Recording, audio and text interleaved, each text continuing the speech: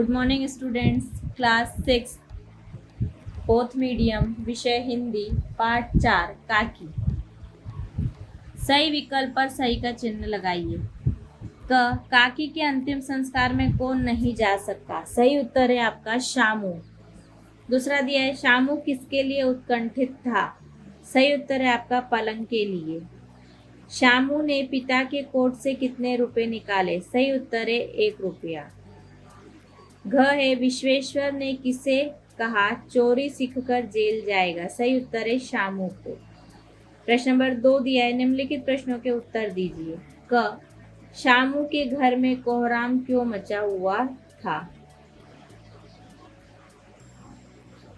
उस दिन बड़े सवेरे शामू की नींद खुली तो उसने देखा घर में कोहराम मचा हुआ है। उसकी माँ सिर से पैर तक एक कपड़ा ओढ़े हुए कंबल पर भूमि शयन कर रही है। घर के सब लोग उन्हें घेर कर बड़े करुण स्वर से विलाप कर रहे हैं। लोग जब उसकी माँ को शमशान ले जाने लगे तो उठाने लगे, तब शामू ने बड़ा उपद्रव मचाया। प्रश्न नंबर 2 देखिए, उड़ती हुई पतंग देख उसके मन में क्या विचार आया? उसने सोचा कि वह पतंग पर काकी का नाम लिखकर वह पतंग अपनी काकी के पास भेजी। ग है पिता के पास जाकर शामू ने क्या कहा? पिता के पास जाकर बोला, काका मुझे एक पतंग मंगा दो, अभी मंगा दो।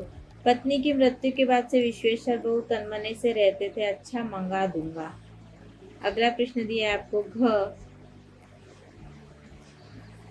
कौन सी चिंता के कारण शामू को देर रात तक नींद नहीं आई?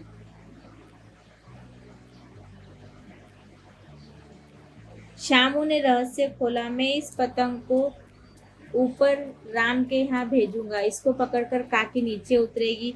मैं लिखना नहीं जानता, नहीं तो इस पर उसका नाम लिख देता। भोला शामू से अधिक समझदार था। उसने कहा, बात तो बड़ी अच्छी सोची, परंतु एक कठिनाई है। यह डोर पतली है, इसे पकड़कर काकी उतर नहीं सकती क्योंकि इसके टूट जाने का डर है। पतंग में मोटी रस्सी हो तो ठीक हो जाए। शामू गंभीर नहीं हो गया। मतलब यह बात लाख रुपए की सुझाई गई, परंतु कठिनाई यह थी कि मोटी रस्सी कैसे मंगाई जाए। पास में दाम है नहीं और घर के जो आदमी हैं उसकी काकी को बिना दया माया के जला आए हैं। वे उसे इस काम के लिए कुछ देंगे नहीं।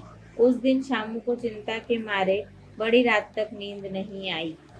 प्रश्न नंबर 9 दिया है आपको, आखिरी प्रश्न है। विश्वेश्वर क्या देखकर हक्के बक्के रह गए?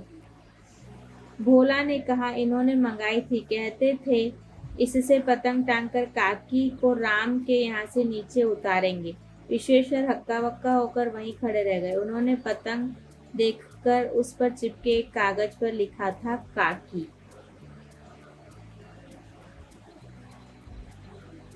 अगला दिया है, नीचे दिए गए सही कथन के सामने सही तथा गलत कथन के सामने गलत चिन्ह लगाइए। शामू प्रायः अकेला बैठा बैठा शून्य मन से आकाश की ओर ताका करता। सही। शामू काकी के अंतिम संस्कार में गया और खूब रोया। गलत। शामू ने पिता की जेब से 2 रुपए निकाले। गलत। शामू अपनी काकी को वापस लाना चाहता था। सही। दिए गए शब्दों के समानार्थी शब्द बॉक्स में से चुनकर लिखिए। पहला, जमीन पर सोना, भूमि शयन। मन का प्रसन्न होना, प्रफुल्ल मन। ग, खबर पहुंचाने वाला, मुखबिर। हैरान भुचक्का रह जाना, हक्का बक्का होना। दूसरा, निम्नलिखित शब्दों के स्त्रीलिंग रूप लिखिए। बुद्धिमान, बुद्धिमानी। अकेला, अकेली। भैया, भाभी। काका, काकी। उचित कारक चिन्हों का प्रयोग करके वाक्य पूरे कीजिए। सवेरे शामू की नींद खुली, रिक्त स्थान में आएगा की। जवाहर भैया से एक कागज पर काकी लिखवा लूंगा, रिक्त स्थान में आएगा से। ग, शामू भैया ने रस्सी और पतंग मंगाने के लिए पैसे निकाले थे, रिक्त स्थान में आएगा के लिए। एक सवेरे शामू ने अपनी काकी को सिर से पैर तक कपड़ा ओढ़े भूमि शयन करते देखा। यदि पतंग उड़ती, काकी इसी डोर को पकड़कर नीचे उतरती। घ वाले में आएगा ने, को और से। और न वाले में आएगा को। आगे दिया गया है आपको, सब लोग करुण स्वर में विलाप कर रहे हैं। बुद्धिमान गुरुजन विश्वास दिलाते रहे कि काकी मामा के घर गई है। उपर्युक्त वाक्यों में रेखांकित शब्दों को ध्यान से पढ़िए। पहले इनमें पहला शब्द विशेषण, दूसरा विशेष्य कहलाता है। जब दो या दो से अधिक व्यक्तियों या वस्तुओं की तुलना की जाती है तब हम विशेषणों का प्रयोग करते हैं। तुलना करते समय विशेषण शब्दों की 3 अवस्थाएं होती हैं। पढ़िए, समझिए और लिखिए। मूलावस्था, उत्तरावस्था और उत्तमावस्था। पहला दिया है करुण। करुण का करुणतर और करुणतम। शून्य का शून्यतर और शून्यतम। गंभीर का गंभीरतर और गंभीरतम। कठिन का कठिनतर और कठिनतम।